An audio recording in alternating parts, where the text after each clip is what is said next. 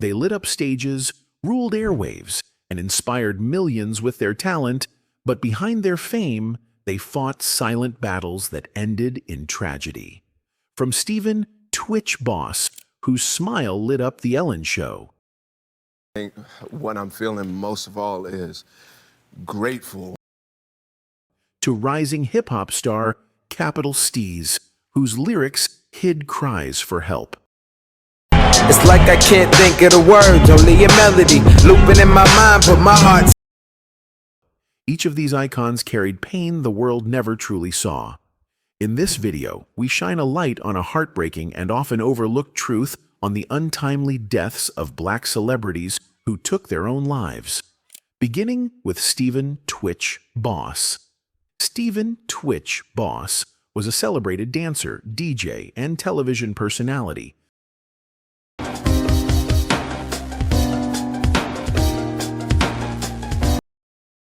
Best known for his work on So You Think You Can Dance and as the beloved DJ on The Ellen DeGeneres Show. All showing love to each other, and it's been that for 19 years.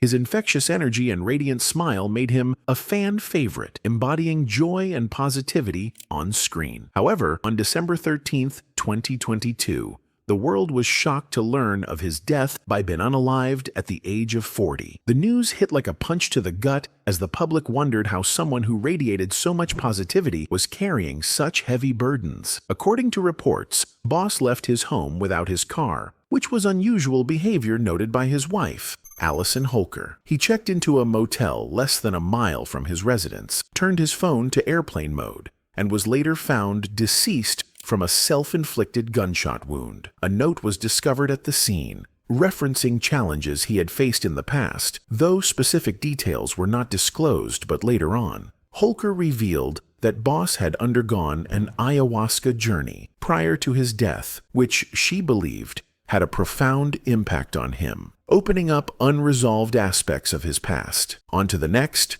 Don Cornelius. And that brings us to the end of what we hope has been a beautiful trip for you and what certainly has been a... Don Cornelius wasn't just a TV host, he was a cultural architect. As the mastermind behind Soul Train, Cornelius brought black music, fashion, and pride into millions of homes at a time when mainstream platforms kept the door tightly shut. For decades, he was the smooth-voiced conductor of a movement that celebrated rhythm, style, and black excellence. But behind the sharp suits and iconic sign-off, love, peace, and soul lay a storm few ever saw coming. On February 1st, 2012, Cornelius was found dead from a self-inflicted gunshot wound at his Los Angeles home. He was 75. The news sent shockwaves through the entertainment world, raising questions about what demons the legend had been facing. Reports suggested that Cornelius had been battling serious health issues, including seizures from a previous brain operation. He had also spoken about the pain being so unbearable that he had no exit. His declining health, legal troubles, and a messy divorce may have contributed to his emotional turmoil. Coming up next, let's turn our attention to Chris Lighty. You may not immediately recognize the names Chris Lighty and Blue Williams, but you certainly heard.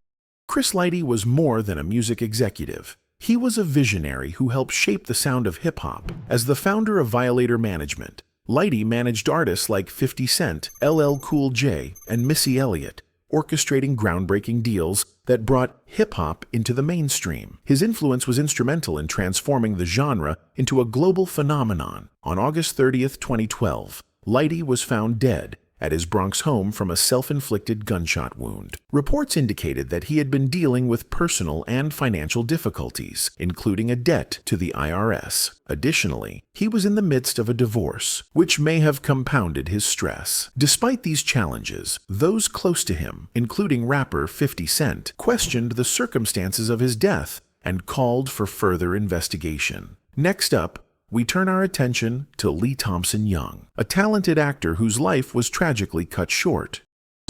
She said she hit you full on, you're not even hurt. How'd you manage that? Milk does a body good. Lee Thompson Young was a rising star whose talent and charisma captivated audiences from a young age. He gained fame as the lead in Disney Channel's The Famous Jet Jackson, and later showcased his versatility in roles on Friday Night Lights' Smallville, and as Detective Barry Frost on Rizzoli and Isles. Behind his on-screen success, however, Lee faced personal struggles that remained hidden from the public eye. On August 19, 2013, Lee was found dead in his Los Angeles apartment after failing to report to the set of Rizzoli and Isles. The coroner confirmed that the 29-year-old actor died from a self-inflicted gunshot wound. It was later revealed that Lee had been battling bipolar disorder and depression, conditions he managed privately while continuing his professional commitments. Next, let's turn our attention to Jovan Belcher. On this roster. Coming in, everyone hopes for the best. Even now, you hope for the best, but you still want to set your goals.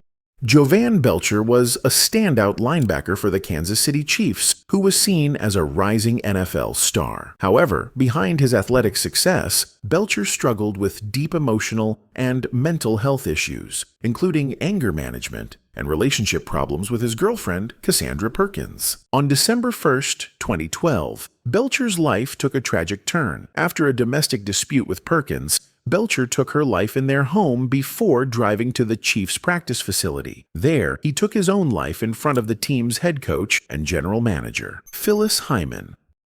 I thought you could do no wrong until I... Phyllis Hyman was a towering figure in the world of R&B and jazz, both literally and figuratively. Standing over 6 feet tall, her commanding presence was matched by a voice that could convey the deepest of emotions. From hits like You Know How to Love Me to her Tony-nominated performance in Sophisticated Ladies, Hyman's career was a testament to her immense talent. Yet, behind the spotlight, Hyman grappled with personal demons. Diagnosed with bipolar disorder in the 1980s, she battled depression, substance abuse, and feelings of isolation. Financial difficulties and the pressures of the music industry further compounded her struggles. On June 30, 1995, just days before her 46th birthday, Hyman was found unconscious in her New York City apartment after overdosing on a combination of pentobarbital and secobarbital. She passed away hours later at St. Luke's Roosevelt Hospital. A note left behind read, I'm tired. I'm tired. Those of you that I love know who you are. May God bless you. Coming up is a promising rapper whose untimely death left a void in the hip-hop community, Capital Steez. Apocalypse is getting closer, but they more focused on that little youth sipping. Member of the Pro-Era group with Joey Bada. Known for his deep, thought-provoking lyrics, he gained attention with his 2012 mixtape, A Merry KK Can Corruption, which tackled social issues and spiritual themes. Steez was drawn to ideas like Rastafarianism and the number 47, which he believed symbolized balance. Behind his powerful words, he quietly battled inner struggles. Tragically, on December 23, 2012, at just 19 years old, Steez took his own life by jumping from the rooftop of the Cinematic Music Group headquarters in Manhattan. Moments before, he tweeted a haunting final message. The end. Simone Battle. That I have what it takes to be the world's next pop icon. Simone Battle was a vibrant talent from Los Angeles, whose journey in the entertainment industry began with appearances on shows like Zoe 101 and Everybody Hates Chris. Her charisma and vocal prowess led her to the spotlight as a finalist on the X Factor USA in 2011. In 2012, she became a member of the girl group GRL, achieving international success with hits like Wild Wild Love and Ugly Heart. Tragically, on September 5, 2014, at the age of 25, Simone was found deceased in her West Hollywood home. The Los Angeles County coroner ruled her death by hanging. Reports indicated that she had been struggling with depression, exacerbated by financial difficulties. Up next, Shakir Stewart.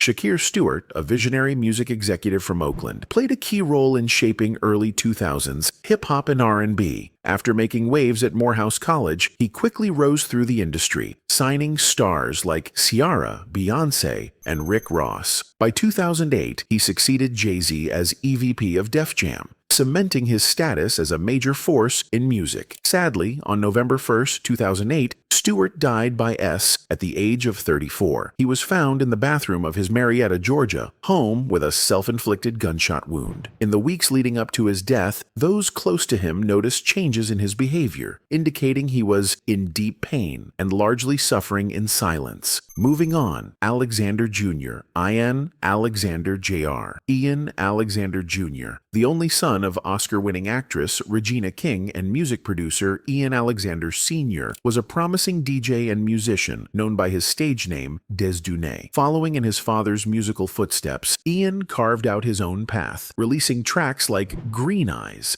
and performing in Los Angeles. Beyond music, he had a passion for cooking, particularly Asian fusion cuisine, and even aspired to open a restaurant. On January 21st, 2022, just days after his 26th birthday, Ian tragically died by S. Ian's choice, which I respect and understand, that he didn't want to be here. His mother, Regina King, expressed profound grief, describing Ian as a bright light who cared so deeply about the happiness of others. In interviews, Regina King revealed that Ian had been struggling with depression, a battle he fought privately despite his outwardly joyful demeanor. She emphasized that grief is a journey and that the sadness she feels is a reminder of how much he meant to her. I understand that grief is love that has Freddy E. TV. You wanna take it there? 'Cause I'm about to go off. Born Frederick Eugene Boole, was a 22-year-old rapper and YouTube personality from Seattle. Known for his sharp wit and engaging content on his channel Jerk TV, he quickly garnered a loyal following online. His poetic lyrics and candid videos resonated with many, offering a glimpse into the mind of a young artist navigating the complexities of life. On January 5th, 2013, Freddy E's life came to a tragic end. In a heartbreaking series of tweets, he expressed his love for his family and hinted at his inner turmoil. Shortly after, he died from a self-inflicted gunshot wound. To wrap it up, we have Etekica. Oh, that's a long drop, bro. Oh, you trying to fall down there?